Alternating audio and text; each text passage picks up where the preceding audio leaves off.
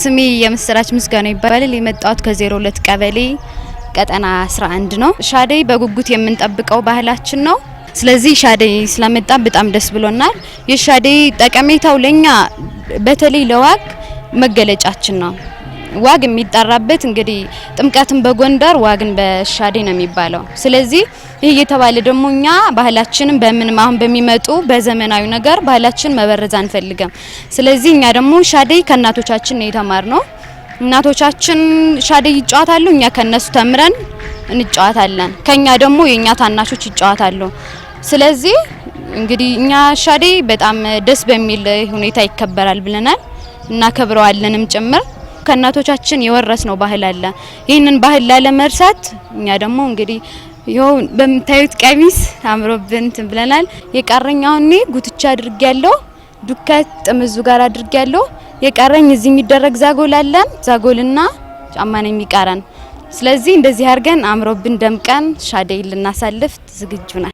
ስሜ አጸደ ደሳለ ይባላል። የመጣሁት ከ01 ቀበሌ ነው። ሻደይ የምንጫወተው ለደስታ ባህላችን ደመቅ አድርጎ እንዲያሳይ ለሁሉም።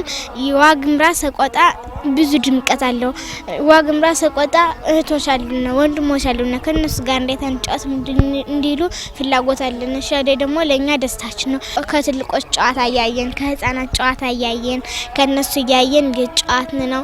በዚህ አመት ደግሞ የሐምሌን ወር በጉጉት እየጠበቅን ያለው እሱንም በጉጉት እየጠበቅን ስላለና እኛ የምንለብሰው ደግሞ ያገው ልብስና ማርዳ እዛ ያገው መቀነት እንለብሳለን። ከዛም በኋላ መተን የሻደይ ባህል ድምቀታችንን እንጫወታለን። በጉጉት እየጠበቁን ያለው እኔ ራሴ ከነዛ ከልጆች ጓደኞቼ ጋር ከነሱ ጋር እንደነሱ አልባሳት ለብሼ ጋሜና ቆንጆ ተሰርቼ እጠብቃቸዋለሁ በቅርብ ቀን።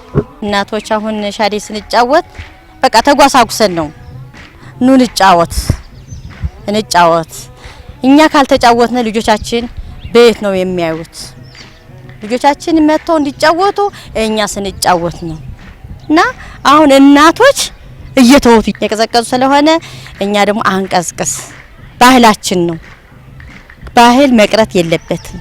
በተለይ ዋግ ሰቆጣ እንዲያው ሻደይ መቼ በመጣች መቼ ባገኘናቸው ከወረዳውም ከዚያም ሲመጡ በጣም ተደስተን ደስታውን አንችልም። እስተ አበልጅነቱ ላይ ተቀባበልነው አለ። ከሰዓላ መጥተው ከሰዓላ ሄደና ፍቅር ነው። ራያ ቀቦ መጥተው ሰርግ ሄደናል።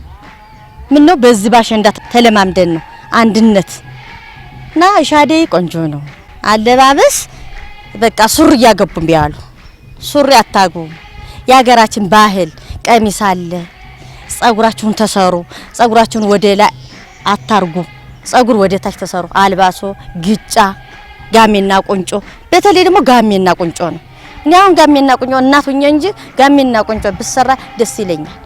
ምን አትገኝማ ልጅነት አትገኝ። ልጄ ድኮቴንም መስቀሌንም በቃ ተጫዋች እንደኔ ሁኚ። በቃ እሷንም ባይሆን አካባቢውን እንደኛ ሆኑ፣ እንደኛ ሻደይ ተጫወቱ። ሻደይ ጥሩ ነው፣ ማንንም አይገድብም።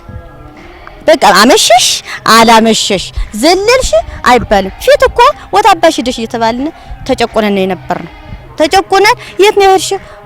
ጥጃ እንዳትይጂ፣ ከፍት እንዳትይጂ፣ እንዳታሰማሪ እየተባልን እየተመታን ነበር። አሁን ግና ሰላም ሻደይ በመጣች እያልን ነው የምንኖረው። እኔ ደስ ነው የሚለው ሻደይ። እኔ ወርም ቢቀመጥ ሻደይ እያልኩ ቢቀመጥ ደስ ይለኛል። የዘንድሮ ሞቅ ደመቅ ባለው እናከብራለን።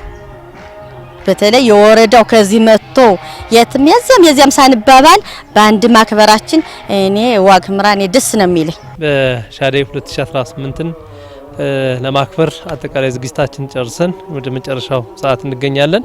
በዚህ አመት ሻደይ በዓል ስናከብር አጠቃላይ ብዙ ተግባራቶች ኢቨንቶች ይኖርናል። ከነዚህም አንዱና ዋነኛው ልጃገረዶች ከየአካባቢው ከየወረዳው ተመርጠው የመጡ ልጃገረዶች በዓሉን ባህላዊ በሆነ መንገድ በየጎዳናውና በዓሉ በሚከበርበት ቦታ ላይ ተገኝተው በዓሉን ያከብራሉ።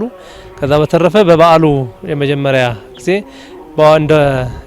ከዚህ በፊት ያልነበረ በዚህ አመት ልናከብር ያሰብነው የችግኝ ተከላ አሻራ የማሳረፍ ስራ ይኖረናል። ዋና የሚባሉ የበዓሉ አካላት ተደርገው የሚከወኑ ተግባራቶች አንደኛው የኤግዚቢሽንና ባዛር ዝግጅት ይኖራል።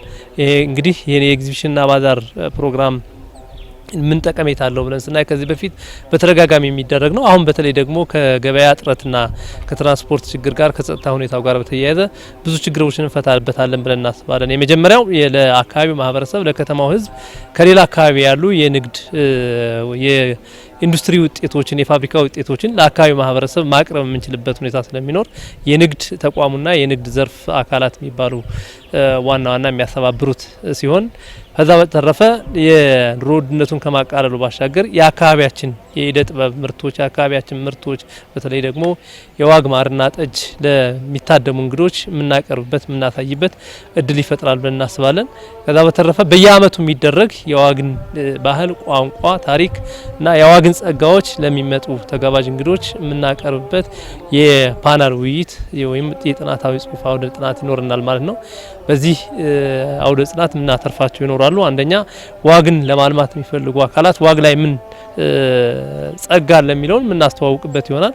ከዛ በተረፈ ደግሞ አጠቃላይ ባህላችን ተሰድሮ ተጠንቶ እንዲቀመጥ የሚመለከታቸውና በዚህ በኩል ጥናት ያደረጉ የተመራመሩ አካላት መጥተው ለአካባቢው ማህበረሰብ ለእንግዶች ለሚመለከታቸው ምሁራን ጥናታዊ ጽሁፍ ያቀርባሉ ብለን ይሄ አንደኛውና ዋነኛው የበዓሉ አካል አድርገን የያዝነው ነው። ስለዚህ እነዚህም በዓላት ስናከብር አጠቃላይ እንደዋግ ማስተላለፍ የምፈልገው መልእክት ምንድነው? ባህላችን እስከዛሬ ድረስ ሳይበረዝ ሳይከለስ ትውፊቱን ወጉን ጠብቆ ካጋጋጥ ካለባበስ ካዚያዛም ጀምሮ ራሱን የዋግን ባህል እንዲሆን ነው የምንፈልገው። ይህንን በበዓሉ የሚታደሙ እንግዶች በበዓሉ የሚታደሙ ሴቶች፣ ወጣቶች፣ ተጋባዥ እንግዶች በተቻለ መጠን ባህላችንን ሊገልጹ የሚችሉ አለባበሶችን አጋጋጦችን እንዲከተሉ ጭምር ጥሪያችን እያስተላለፈ ይሆናል ማለት ነው።